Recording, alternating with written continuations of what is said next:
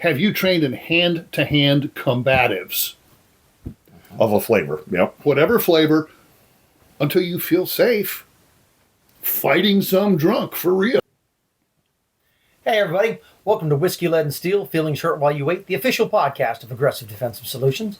I'm Ric Sutton, joining me today on the panel, Jeremy Phillips, and as always entertaining is John McLuckey, about whom there are no records that he was ever in Rhodesia, right? That is true, there are none. There you go, no records. So there we go. So Jeremy, what are we going to talk about today? I think we're revisiting a topic with a different panel. Okay. And it is talking about that, in your daily carry, in your daily conduct, carrying an alternative to a lethal means.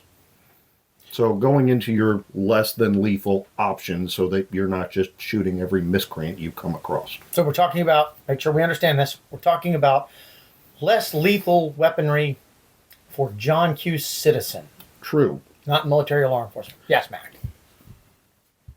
We're actually talking about the necessity of an armed Joe civilian carrying a less lethal weapon.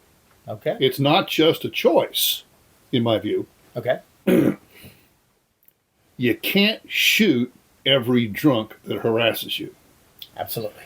You can't shoot every intrusive, screaming, homeless beggar that accosts you in the Walmart parking lot. Absolutely. The authorities frown upon it. Yes, they do. So you have to have something else other than a gun on your person. Okay. And my speculation is that the large majority of our students do not. Correct. Probably. Yeah. And I would, to further that, I would argue that many of them, as we teach with our classes, gunfighting is fighting with a gun. Mm-hmm. But I would argue that probably a good portion of our students and competitors are not a practicer of any sort of martial art or defensive technique. It's shooting is a martial art. Absolutely. Yeah. Absolutely. Fencing, which I've studied, is a martial art. Mm-hmm. And they used to be referred to as, like Asian or Oriental martial arts, and it's not really valid anymore because you've got Krav Maga Brazilian and Jiu-Jitsu, Brazilian yeah. and Russian. So Even the French. yeah, La Savate. Yeah. So I look at it as, have you trained in hand-to-hand combatives? Of a flavor, yep. Whatever flavor, until you feel safe fighting some drunk for real. And if you haven't, you should have an alternative. Now, I will also say that running away is an acceptable alternative. If it's an option. Yeah, if it's an option. Again, John Q. citizen. So, yeah. And, a lot of the things that we're going to talk about, you should be trained in. And training's available. It's out there. Mm-hmm. But, you've got electrical weapons, stun guns. They used to make, I'm not sure they still do, a civilian taser. Yes, they still do. The taser I carried on the department, pardon me, you would ride the lightning for 5 seconds. Yep. Yep. The old first-gen civilian taser, it locked on for 30 seconds. And your opponent would just lay there on the ground flopping like a dying fish, and it would give you time to run away and summon the authorities. So long as it worked correctly. True. And so long as you got a relatively wide dispersal on your probes. I personally disagree with that theory. Okay. All of my Tasers apps on the job were basically at arm's length. Mm-hmm.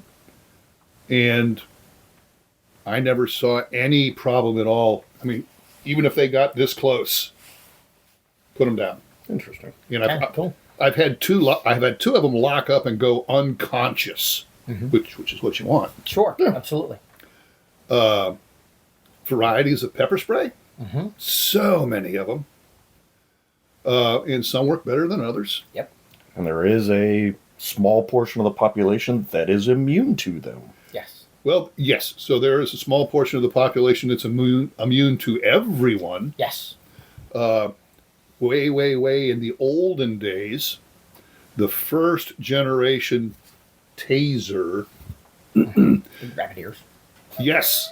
So it had two barrels, and you could load either one with darts, or load one with darts and one with the old TV rabbit ears looking thing.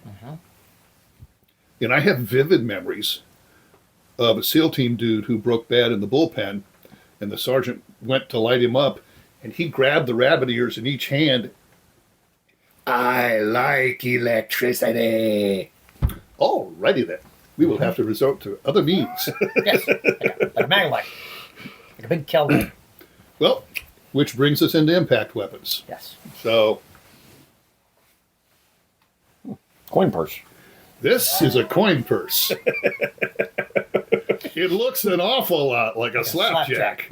Now, for those of you who are under the age of 30, coins are pieces of metal that you use to do business with. Like they work like Venmo, except you can hold them in your hand. Well, and nowadays, for most transactions with inflation, you need a small pile of these coins, Yes, you do. which Yes, necessitates the coin purse. Yep. Yes.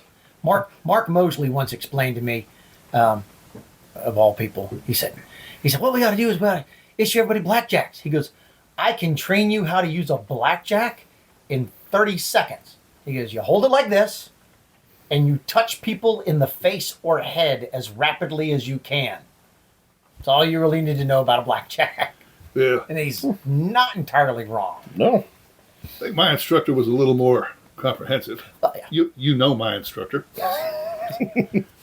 So he took me out and found me a drunken dirtbag, Yes. a live one. Yes. All right, boy, what you got to do? You need to hit him behind the ear or right up here. Now, don't hit him in the temple by accident, because you might kill him by accident. You need to hit him right there, and you hit him right, you go immediately unconscious. Now, if you hit him in the forehead, it's going to bleed. Going to bleed like a stuck pig. Now, that might blind him, and that's a good thing, but it's not really going to knock him out. Yeah.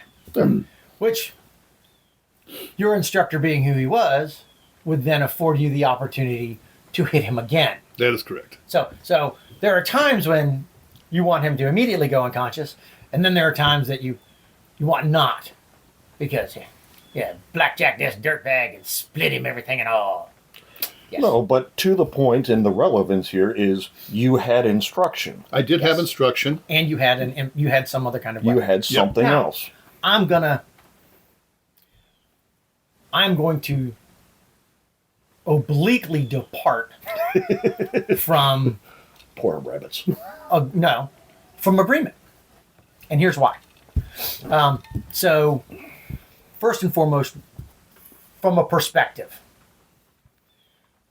John Q. Citizen is not, and we have beat this horse to death, is not authorized or required to make arrests, to clear buildings, and is not required to de-escalate, like what we think of from the policing standpoint. Because I want to come back to that word. we will. Because if you're a police officer, and this is why we talk about, shooting for police becoming offensive, because if I encounter you as a police officer and I have to use force with you, I also have to arrest you. I have to exert,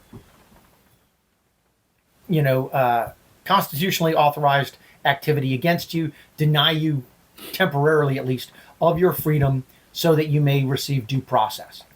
John Q. Citizen does not have that authority and therefore does not have that requirement. Now, yes. some states, citizens might have a legal duty to retreat. Yes. True. And that's the other thing. You might have like if you're north of the Potomac or west of the Rocky Mountains, you probably have a requirement to at least attempt to retreat first. And again, the broad spectrum. But my point on that becomes, since you don't have the authority and you therefore don't have the requirement to do some of these other things, we don't want to conflate, well, I've carried my capstun so that I can capstun somebody and do my thing. You have to understand that typically what the law says about deadly force, and we've gone over this in the past, you are authorized to exert deadly force, and that is force likely to cause death or serious bodily injury. Yeah. What you are not authorized to do is the madman wielding a sword, so I shot him in the knee to prevent him to get to me. We've talked about the fact that if you do that, you are likely to find yourself prosecuted for malicious assault, Yeah. use of a firearm in the commission of a felony, or unlawful wounding, yada, yada, yada. If you, at least in Virginia, if you without provocation capstun somebody specifically, that's a felony. If you electrocute somebody with a taser, It's so fun. it is fun, but it becomes one of those things where police officers receive an enormous amount of training. John Q. Citizen typically does not, typically is not required. Let's talk about we can't avoid the fact that if you go to a 2-hour video where you're not required to shoot a gun, handle a gun, display understanding of ballistics, or verbally display understanding of what is and what is not deadly force, you can get your concealed carry license in many states. So the level of training to, well, when can I capstun somebody? When could I taser somebody? That's even less. So my concern then becomes, if John Q. Citizen is carrying a taser and or carrying capstun and carrying a gun, and they go, well, I don't think this is deadly force that I could justify shooting somebody, so I'll just spray them with capstun. Well, if you can articulate how and why you could spray somebody with a felonious material, an otherwise felonious material. We go back to Lee Curling talking about if you're using self-defense as a defense, you have to first admit that you did the thing. I think you put yourself in a position where without the knowledge, skills, and abilities that you get from law enforcement or military training on this, I think you are jumping into the ocean not exactly knowing whether or not the tide is coming in or going out or whether or not there's sharks present. So there's that. But the other aspect of that is this. And I had a conversation with some of the W3 crowd who said, Chris Nicklin came out and we did a self-defense class with Chris Nicklin and we rolled around on the mat and he showed us some techniques and some moves and all that good stuff. And I said, okay, that's awesome. I said, now that you've done that, you are we'll make a broad sweeping generalization.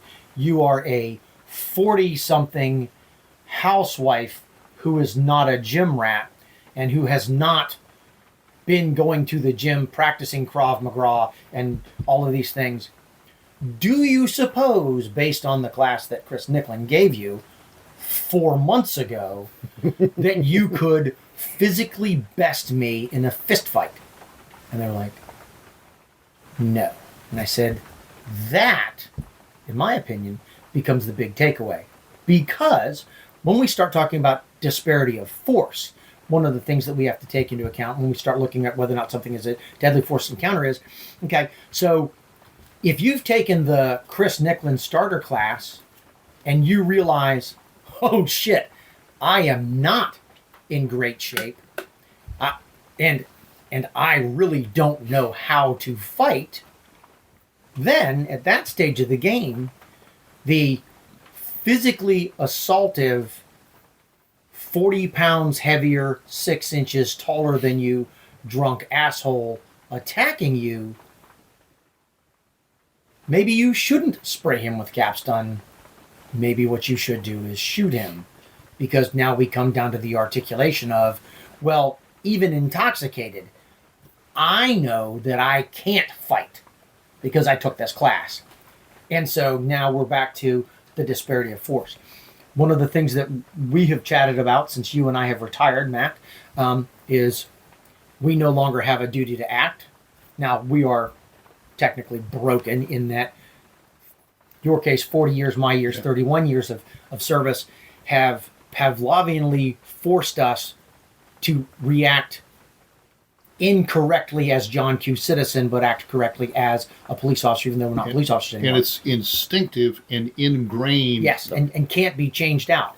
But we also recognize that while Sergeant McLuckey encounters 25-year-old Jojo the dirtbag and determines that he's under arrest and has to start fighting him, and your 2 replaced knees start to give out, and your back problem that you developed from a car accident as a police officer 20 years ago starts to come in, you can get on the air and call for the cavalry and hold your own, hopefully, until the cavalry gets there.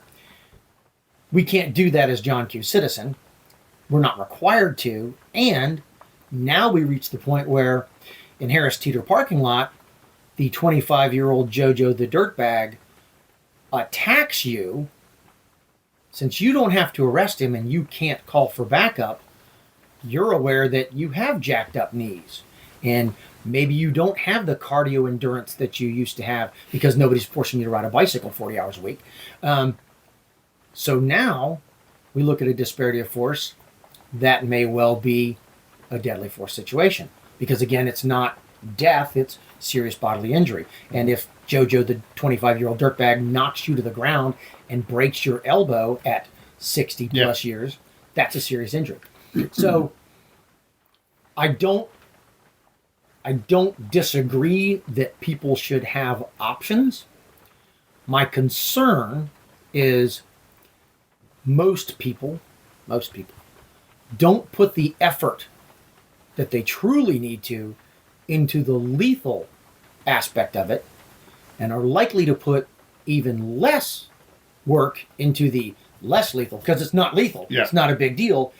And I think, oddly enough, in the society we find ourselves in, I think you might find it more difficult to articulate why you hit somebody in the head with a blunt force instrument rather than shooting them.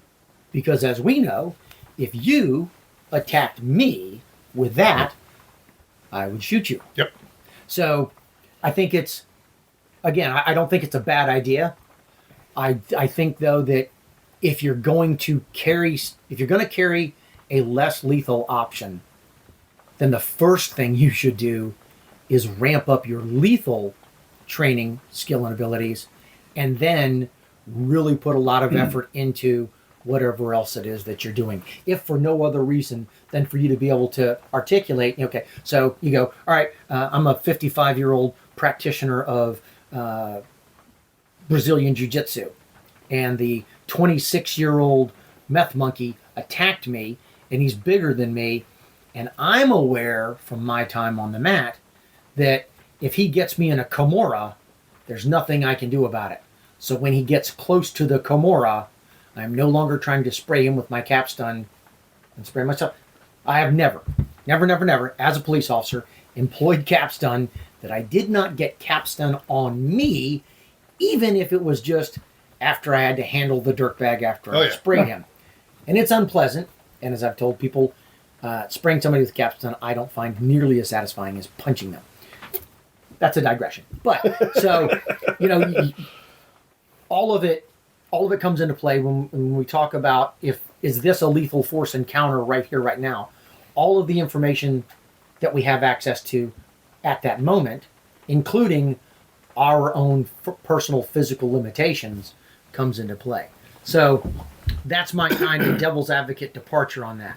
That said, No, carried a Kubotan for years. And absolutely, but I would argue that as we talk about tools in the tool bag, whatever or whatnot. But one, being a practitioner of any sorts is a physical activity, and physical activity is, as we talked about, Yep. good for you, good for stress inoculation, and also it makes you self-aware. Again, to that point of decades of experience here on the table.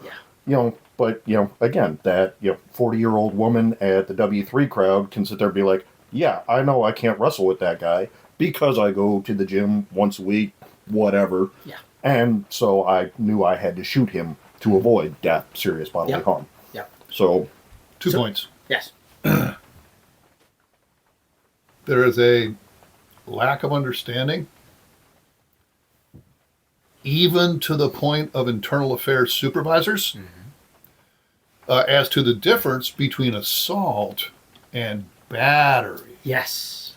So, which are often conflated because they're put together. Yeah. So Jojo the homeless dude that accosts you in the Harris Teeter lot, who's gesticulating wildly and screaming obscenities and maybe, cursing at you individually and moves towards you, that is assault.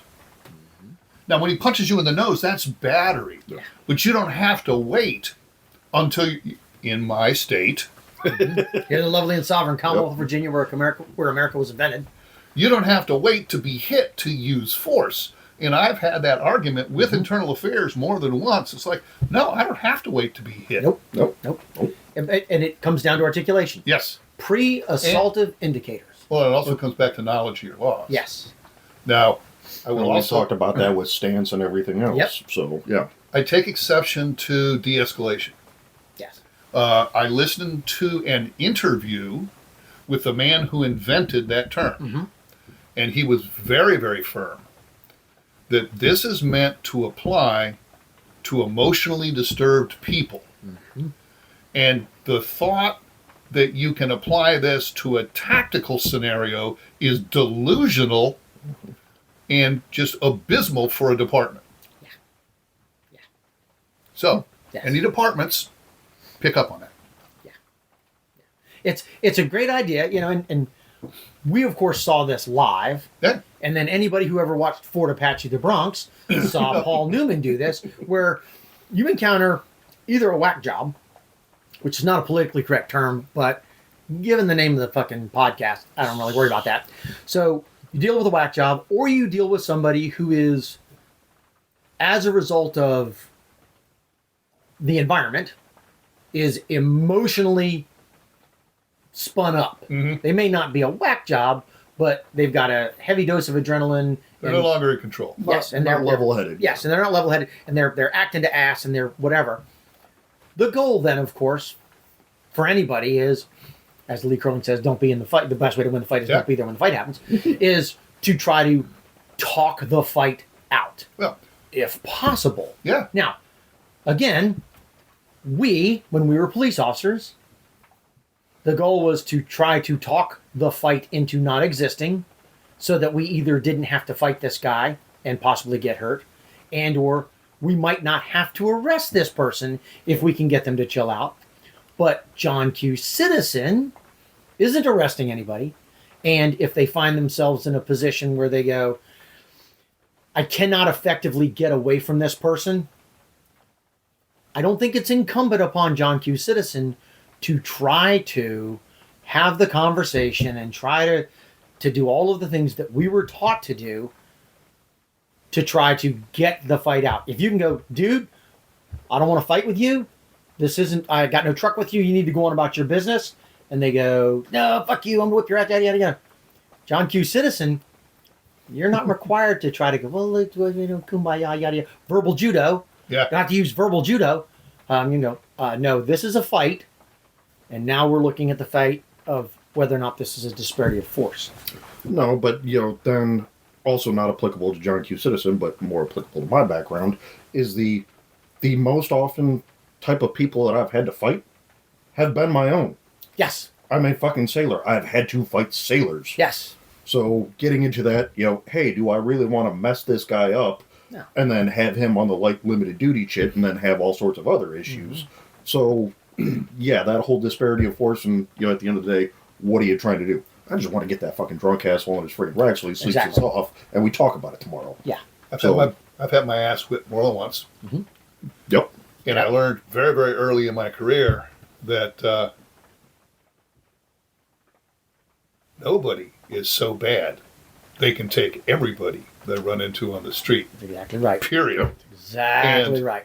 Anybody can get it a lucky punch or a lucky blow to the balls. Cheap shot, yeah. Yep. And it's, or has a friend you don't know about behind you. Yep. Yeah. So Beer bottle, bar stool. Yeah. absolutely willing to try to talk things through Yes. so there's no fight. Mm-hmm. Exactly. And until backup arrives. Yes. Yes. Yeah. Because once there's 6 of us, yeah, you're going to jail. Yep. Exactly right. But that is not Sometimes there aren't 6 working. yes, exactly right. But that's not a. But again, That one of the things is Officer McLuckey, not Mac. Yeah. that's because bar. because you run into the thing where John Q. Citizen is not required, is not authorized, and is horribly ill prepared. One of the things that, and this is not me chucking rocks at anybody else, but over the course of my years as a police officer, I worked with other agencies. Times that I worked for Blackwater, Aggressive Defensive Solutions, we've gone in, we've trained plenty of other law enforcement agencies. Credit where it's due, Virginia Beach PD did one of the best jobs of training their people in general that I've ever seen. Agreed. As an example, and for those of you who are unfamiliar with this, this is going to be a shock to you. So the Virginia standard is 40 hours of mandated training every 2 years. Yeah. Right? Firearms qualification once every calendar year or 12 months, whichever works out best for the agency. And then away you go. At the beach, we averaged 40 hours of non-tactical training per year, plus the state mandated stuff. And then we had 4 firearms training. Depending on what year it and was. 2 either. others. Yeah. Yeah. So lots and lots and lots and lots and lots of training to make the beach cops as good at what they were doing as they were. That doesn't mean that the cops 5 hours to the west of us got that kind of training. And then the standard, if you look at it, if you go, well, that's the standard for most police officers, and John Q. Citizen has no standard of Right. training. So And I would argue they also have no reference. no training, no training, and no reference to it, because as we all know, television and the movies are the absolute worst place to get any of your training, any of your reference, or any of your understanding about shit that you could possibly get. And I would argue, yeah. that society, we're not allowed to fight anymore. Fighting in high school, fighting college, whatever. Yeah. As plenty of experience fighting people. Yeah. Both professionally Yep. and we'll call it recreationally, for lack of better terms. Yes. Accidentally. There's lots of experience of, oh, okay, I know JoJo the dirtbag at friggin' Harris Teeter parking lot at night doesn't want to fight me, but he's not acting rationally. Yeah. Whereas somebody without any of the experience here at the table might be like, oh, JoJo the dirtbag was trying to kill me that night. Exactly. No, he just, got something from other than his usual supplier and wasn't He had the reacting. Sam's Club sushi and it didn't agree with That's him. exactly Exactly. right. So- That's exactly right. Yeah. So, No disrespect to Sam's Club. No. But, the experiences here tend to, one, inform what we're thinking, but everybody else, watching this is not going to have that frame of reference, Nope. is not going to have that experience to inform, oh, okay, yeah, no, I don't need to fight this guy, I don't need to kill him, but yeah, let's leave him alone and let him be somebody else's problem tonight. Yeah. So, Yeah, I mean, somebody with a coin purse, Yes, I always carry at least one less lethal device. Mm-hmm. And I think personally, I think that most of our civilian students probably should too.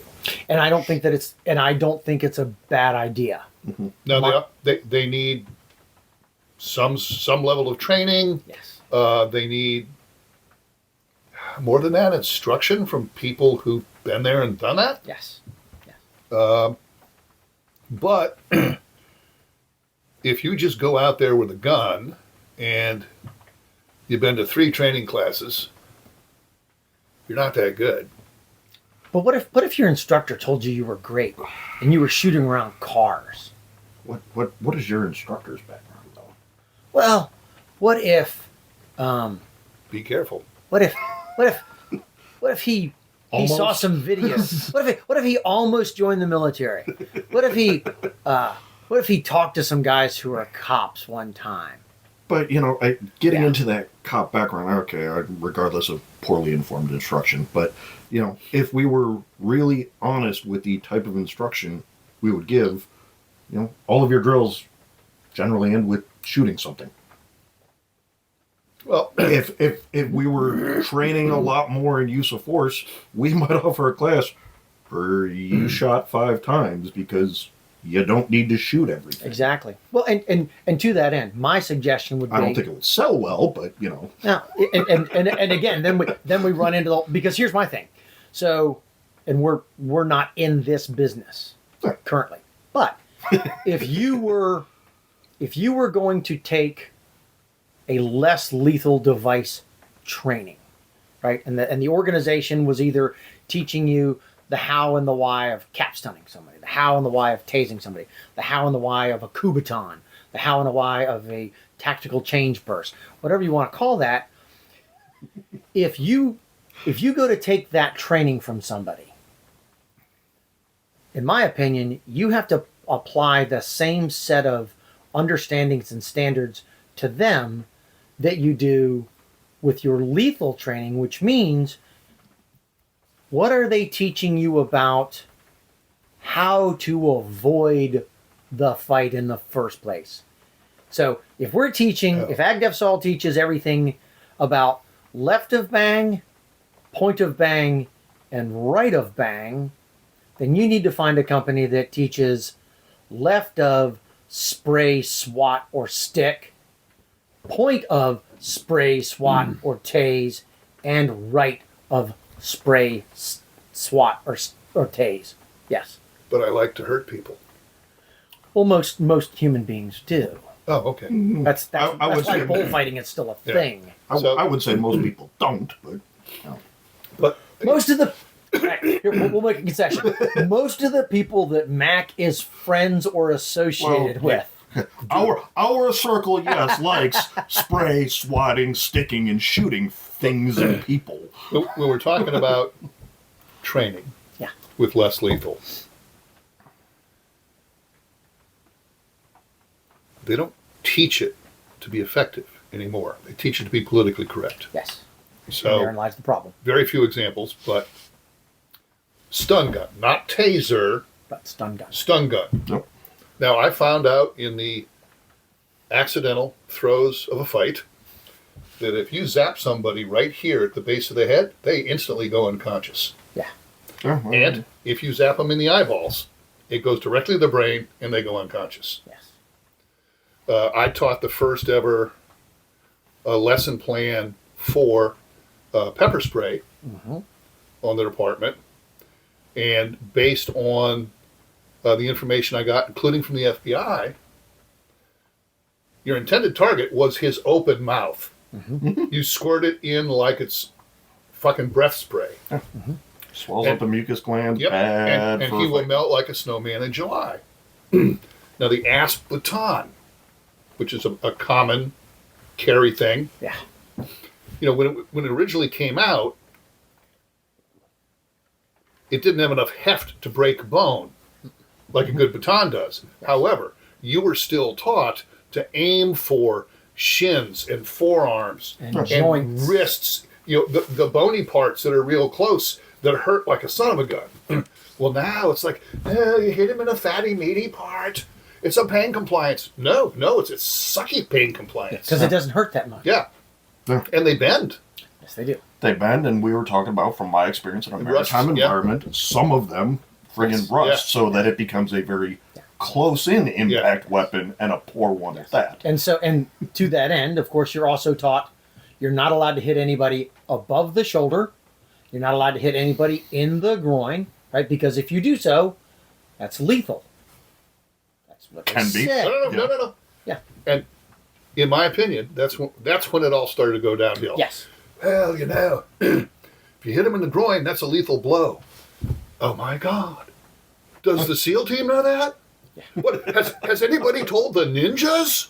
Yes. I mean, oh my God! Men have been fighting for tens of thousands of years, and you just figured out that one punch to the balls is a lethal blow. Nobody in the whole history of the world ever knew that before. Yeah. Yeah. Why did anybody listen to that dude? Yeah. Well, because Lawyers. And so the thing that goes along with that, when we start to think about that now, so I was not a fan of the ASP. I carried, back in the old days, we had a thing, not the PR-24, we had a side handle baton. It was longer than a PR-24, it was a little bit bigger, it was made out of aircraft grade aluminum, and it had a bushing, so you could swing it. A rotating bushing. And you could break a femur with it if you knew what you were doing. It was a great tool. I have personally seen that happen on the street twice. And I never broke anybody's bones, but I never hit anybody in any way, shape, or form with a side handle baton that the fight did not come to a rapid conclusion. Our department's going back. Well, are they going to PR-24s now? Yes. Because They don't make ours anymore. Yeah, which is a shame. Maybe we ought to invest in that. But anyway, 'cause I bet the patent's out, and I got one. So anyway, we can reverse engineer that like the Russians. So anyway, but I carried mine religiously, right? Because it was a great tool. Now, the big thing to go to the ASP baton came from the bike cops, not necessarily our cops. No, it was. Well, the cops in LA on bikes were not carrying their side handles. They went to ASP because it was easier carrying the bike. I will say that the ASP baton is nice in that It's always there. you can always carry it with you. It's a tiny one. Now, in my opinion, I don't know that the expandable ASP baton is as effective as a 16-ounce convoy, which takes up the same amount of space on your belt as a closed-up ASP baton. It's not. Yes. It's not. But, we corporately had already banned Yes. the blackjacks.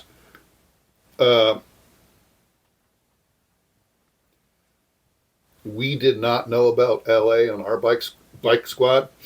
We just knew that you couldn't carry a side handle baton and ride a bike. Yes. It can't be done. Yeah. So we carried our metal flashlights, which the 2nd Precinct had a problem Yes, with. they did. And that's why we got the ASPs. So the bike squad got the ASPs, and then SWAT got them because it's a pain in the butt for them to carry a side handle, which was required. Yes. And then the horses got them. Yes. But you can use a side handle from horseback. I know that, but now we're getting into cool factor. Yes. It's tactical, and the cool units have it, and everybody wants one. And it's like, well, just give everybody one. We'll retire the side handles. Yeah. And it's cheaper anyway. Yes. Yes. And we also had way less training. Yes. Yes. Because there's only you can't do the things with an ASP that you can do with a side handle. Well, that's the other point. You had to do very regular training with a side handle to be effective, and you really need to do some of the moves and exercises at home on your own time. Yeah. And a lot of people didn't want to do that. The huge majority of people didn't want to do that, and you couldn't require that because then you'd have to pay them. Yep. So, however, you give me a hickory nightstick, and I'll take that in a heartbeat. Yeah. Or an axe handle. Yeah. I have one in the car right now. Yep. Yep. Not a lot to be said for that. So along with a shovel and a body bag. 20 pounds of lye. Fishing net, the crabs eat them better. You never know. Dude, what's funny is I'm rereading for the millionth time Without Remorse. They talk about wrapping the guy up in fishing net and chucking him in the waters of the Chesapeake Bay. Crab man. So again, I'm not, in my opinion, if you want to carry a less lethal, I think it's a good idea. My personal suggestion on that would be, because of the opportunity not to get the shit all over you and to not be seen as somebody who is spraying chemicals or electricity on somebody, I would, or both. I would go with a Kubotan. And here's my thought on that. That's a small dowel about yay long. Yes, and it makes a really good keychain, which means you can carry with you all the time.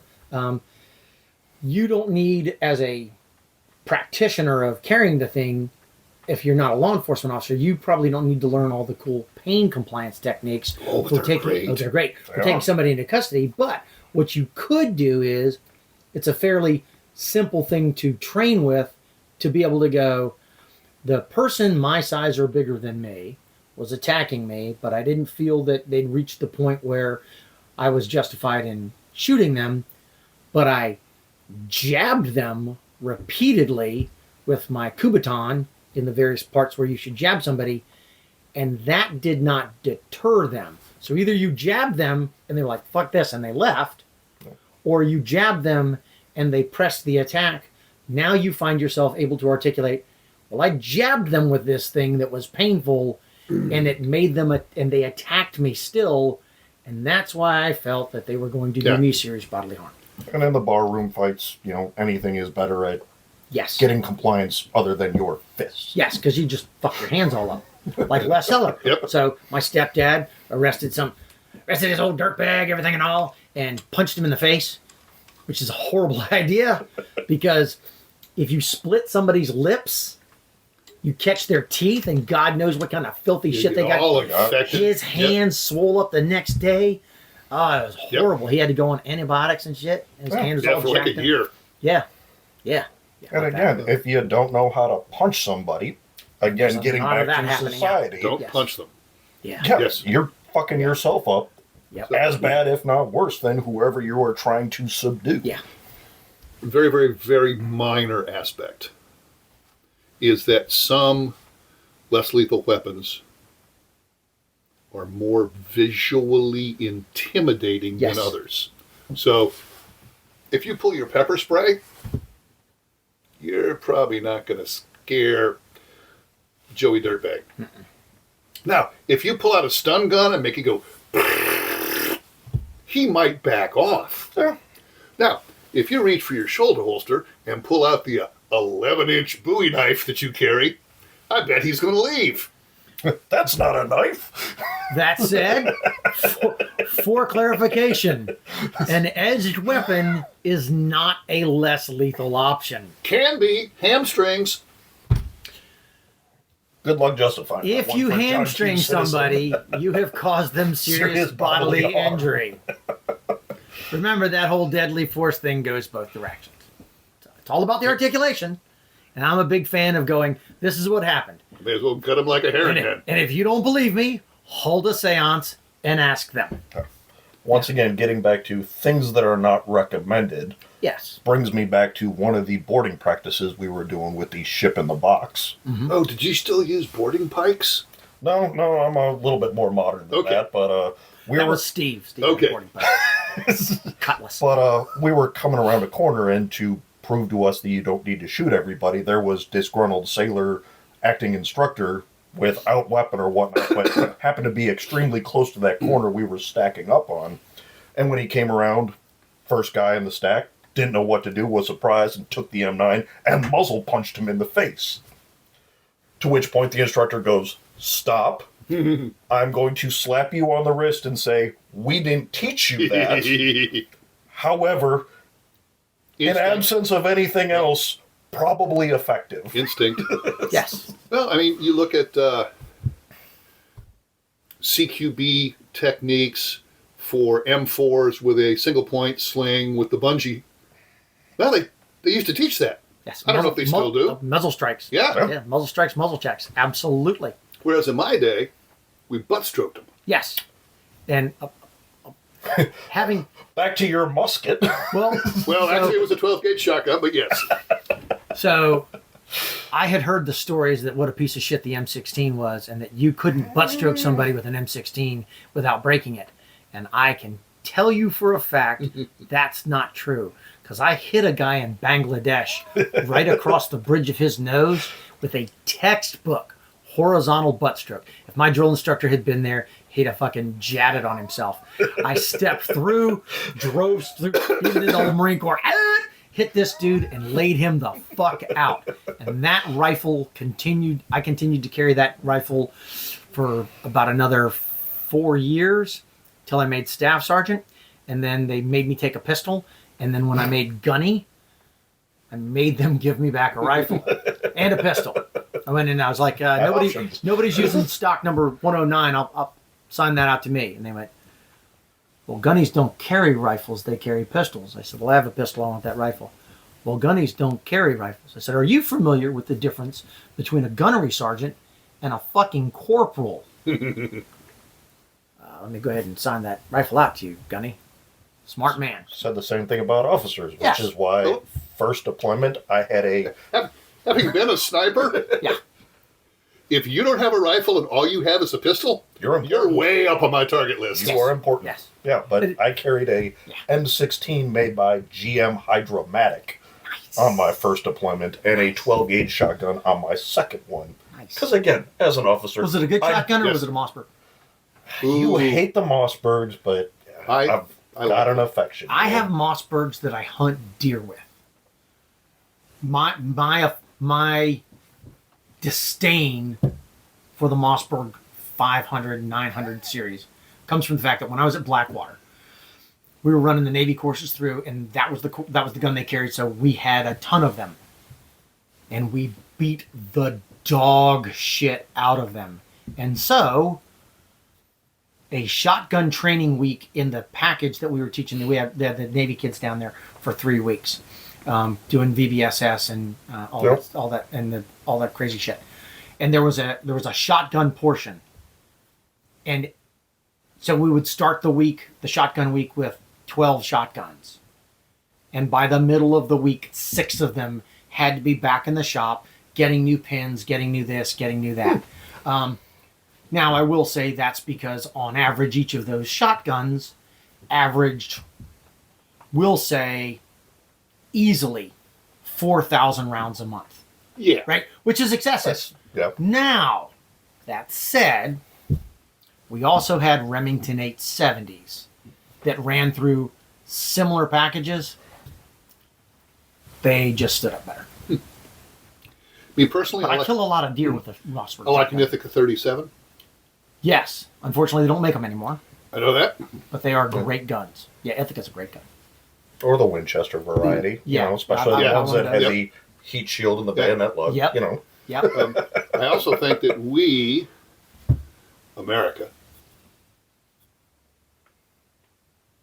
has dropped the ball by ignoring the bayonet. Well, the Marine Corps doesn't ignore the bayonet. The Marine Corps still teaches bayonet. And you probably know this, Rick, but why the M4 has a 14.5-inch barrel? Not for anything ballistics or anything that. It is so they could still mount a bayonet on it. Okay. And a true M14, a true M4 is bayonet accessible, and the cutout in an actual M4 barrel is so that you can mount an M203 under it. Yes. Good for them. Yes. I think that To your government specs for Yes. those. Now M4 has become a ubiquitous term Yeah. to mean Any any short short barrel barrel, AR-15. But to truly be an M14, an M4, it has to have the improved feed ramps. okay. True. So it has Yep. M4 feed ramps. Cutouts in the upper. Yep. It has to have a given twist rate. Yep. It has to have the space on the barrel It has to be a 14.5 inch barrel. It has to have the space on the barrel for the M203 to actually be an M4. And it has to have a flat top. Yeah.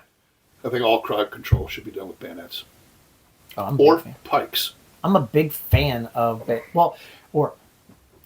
So I was out here working on the farm, and I thought, everybody talks about the zombie apocalypse and what is great this, great that, great. Nobody mentions the lightweight brush axe. And that is a phenomenal tool. It is. Now I have, next to my bed, a 7-foot spear. Oh, there we go.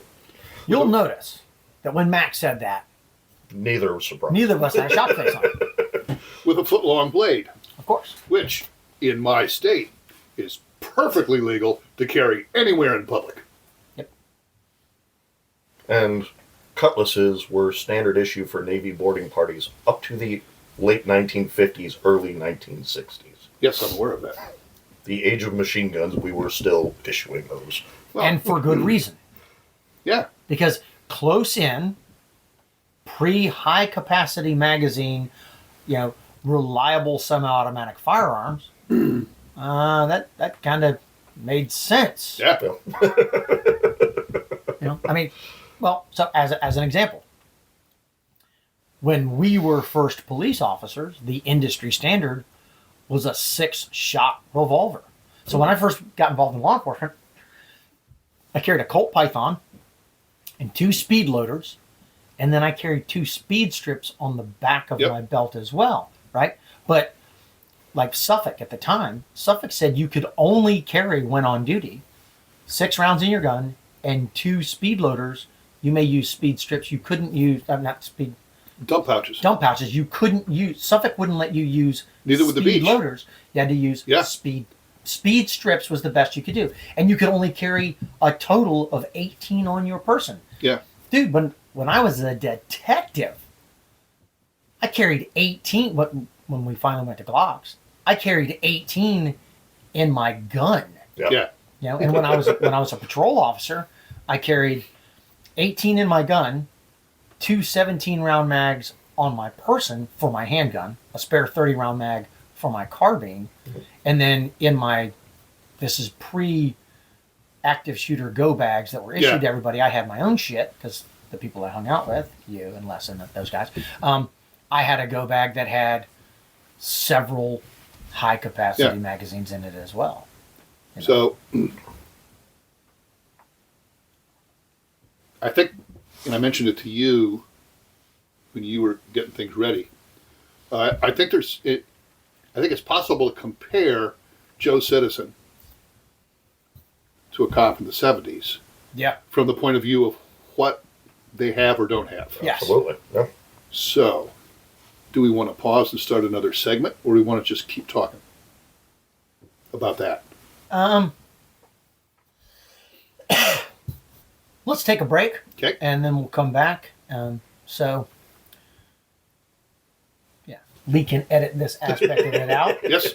All right. So, anything else? Communism is bad. Physical fitness is good. Putin drives a lime green Fiero, and Bursas suck.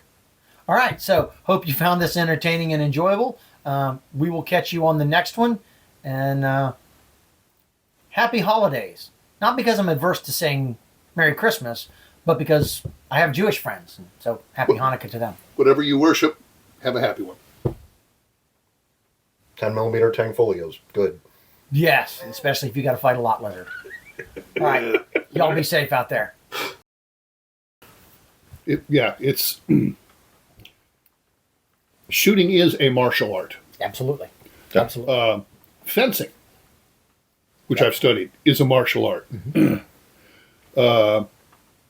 And they used to be referred to as, like Asian or Oriental martial arts, and it's not really valid anymore because you've got Krav Maga Brazilian and Jiu-Jitsu, Brazilian and Russian. So Even the French. yeah, La Savate.